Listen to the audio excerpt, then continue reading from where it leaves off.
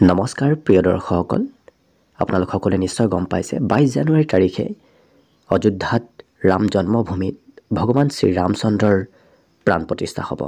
গতিকে এই 22 জানুৱাৰী তাৰিখৰ দিনাখন আপুনি ঘৰত কি কৰিব, বিশেষকৈ ৰামজ্যোতি আপুনি ঘৰৰ ক'ত আৰু কিমান সময়ত জ্বলাব, শুভ সময় কোনখিনি হ'ব আৰু কি শুভ কাম কৰাটো সেই 22 জানুৱাৰীৰ দিনাখন আপোনাৰ বাবে লাভদায়ক হ'ব, সেই বিষয়ে আজিৰ ভিডিঅ'ত আপোনালোকে জানিব পাৰিব। জ্যোতিষীয়ভাৱে 22 জানুৱাৰীৰ তাৰিখটো কি কাৰণত ইমান শুভ আৰু এই 22 জানুৱাৰী তাৰিখে আপুনি এনে কি শুভ কাম কৰাটো লাভদায়ক হ'ব যি আপোনাৰ আগন্তুক বৰ্ষৰ বাবে অতি লাভপ্ৰদায়ক হ'ব, সেই বিষয়ে এই ভিডিঅ'ত আপোনালোকে সম্পূৰ্ণভাৱে জানিব পাৰিব।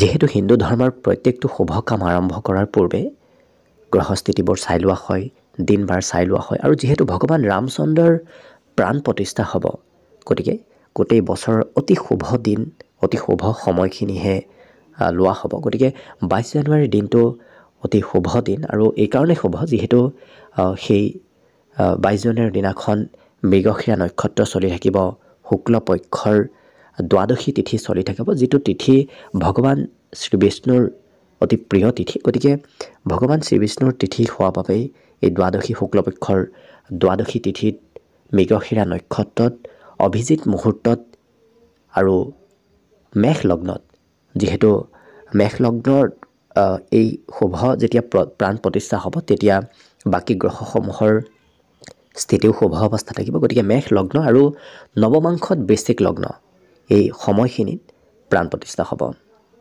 আৰু গ্ৰহস্থিতিসমূহ জনাই দিছোঁ। বৃহস্পতি থাকিব লগ্নত, যাৰ বাবে লগ্নৰ পৰা নৱম পঞ্চমত পূৰ্ণ দৃষ্টি থাকিব। পঞ্চমত পূৰ্ণ দৃষ্টিয়ে সমাজত মানুহৰ বিশেষকৈ বুদ্ধিৰ উদয় কৰিব, ভাল বুদ্ধি মানুহৰ মনত দিব। সপ্তমত পূৰ্ণ দৃষ্টিয়ে এখন সুস্থ সমাজ গঢ়ি তুলিব।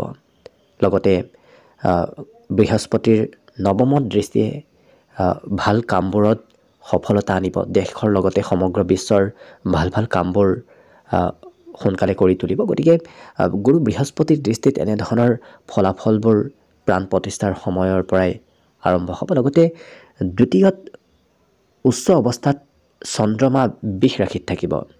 গতিকে বৃষ ৰাশিত উচ্চ চন্দ্ৰমা অৱস্থান কৰিব। ষষ্ঠত কন্যা ৰাশিত কেতু শুভ স্থানত থাকিব। লগতে নৱমত, লগ্নৰ পৰা নৱমত বুধ, শুক্ৰ, মঙল এই তিনিটা গ্ৰহ শুভ স্থানত থাকিব। নৱমত থকাৰ বাবে অতি শুভ ফল প্ৰদান কৰিব। লগতে শনিও একাদশত থাকিব। একাদশত শনি প্ৰায়বোৰ শুভ ফল প্ৰদান কৰে। গতিকে একাদশত শনি শুভ অৱস্থাত থাকিব। দশমত ৰবি থাকিব। গতিকে লক্ষ্য কৰিলে প্ৰায়বোৰ গ্ৰহস্থিতিয়ে শুভ অৱস্থাত থাকিব। গতিকে এই 22 জানুৱাৰীৰ দিনাখন মেষ লগ্ন অতি শুভ লগ্নত এই প্ৰাণ প্ৰতিষ্ঠাৰ সময় ধাৰ্য কৰা হৈছে। গতিকে এই যি শুভ সময়খিনি হৈছে দিনটোৰ ভিতৰত, গোটেই দিনটোৱে শুভ দিন। আপুনি যিকোনো কাম, শুভ কামৰ যদি আৰম্ভ কৰিম বুলি ভাবি আছে, এই 22 জানুৱাৰীৰ দিনাখন কৰিব পাৰে। যিকোনো কামৰ শুভ আৰম্ভ কৰাটো সেই দিনটোৰ বাবে অত্যন্ত লাভদায়ক হ'ব।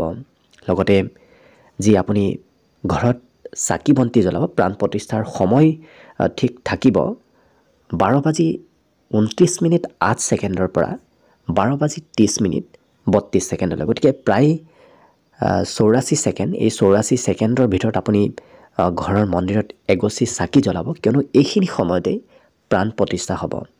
গতিকে প্ৰাণ প্ৰতিষ্ঠাৰ অতি কম সময়ৰ ভিতৰত প্ৰাণ প্ৰতিষ্ঠা কৰিব লাগিব, কিয়নো এইখিনি সময় অভিজিত মুহূৰ্তৰ অতি শুভ সময়। গতিকে এইখিনি সময়ত আপুনি ঘৰত এগছি চাকি জ্বলাব। যেতিয়া আপুনি এইখিনি সময়ত চাকি জ্বলাব, সেই শুভ ফল আপোনাৰ ঘৰৰ লগে লগে সমগ্ৰ বিশ্ববাসীয়ে লাভ কৰিব। এই অভিজিত মুহূৰ্তৰ এই শুভ সময়খিনি অত্যন্ত লাভপ্ৰদায়ক হৈ পৰিব। লগতে যেতিয়া দিনৰ ভাগত প্ৰাণ প্ৰতিষ্ঠা হয়, তেতিয়া আপুনি ঘৰৰ মন্দিৰত চাকি বন্তি জ্বলাব। কিন্তু সন্ধিয়াৰ ভাগত আপুনি ঘৰত যেনেকৈ দীপাৱলীৰ সময়ত চাকি বন্তি দিয়ে, ৰংগোলী বনায়, তেনেধৰণৰ উৎসৱ পালন কৰিবলৈ একেবাৰে নাপাহৰিব, কিয়নো আচলতে দীপাৱলী পালন কৰা হৈছিল যেতিয়া ভগৱান ৰামচন্দ্ৰ বনবাসৰ পৰা ঘৰলৈ আহিছিল। আৰু যিহেতু এতিয়াও 500 বছৰ, প্ৰায় 500 বছৰৰ পিছত ভগৱান ৰামচন্দ্ৰৰ নিজ জন্মভূমিত প্ৰাণ প্ৰতিষ্ঠা হ'ব। গতিকে পোহৰৰ উৎসৱ দীপাৱলীৰ দৰে পালন কৰাটো খুব আমাৰ বাবে প্ৰয়োজনীয়। আৰু 21 গছা চাকি জ্বলাবলৈ একেবাৰে নাপাহৰিব, কিয়নো 21 গছি চাকি জ্বলোৱাটো শাস্ত্ৰসন্মতভাৱে অত্যন্ত লাভপ্ৰদায়ক, ঘৰখনৰ বাবে অতি মংগলদায়ক। গতিকে আশা কৰিছোঁ ভগৱান ৰামচন্দ্ৰৰ কৃপা সকলোৰে ওপৰত সদায় থাকক, তাৰেই কামনাৰে আজিৰ ভিডিঅ'টো ইমানতে সামৰণি মাৰিছোঁ। আগন্তুক আপোনালোকৰ সুস্বাস্থ্য আৰু মংগল কামনা কৰি ভিডিঅ'টো ইমানতে সামৰণি মাৰিছোঁ। ধন্যবাদ।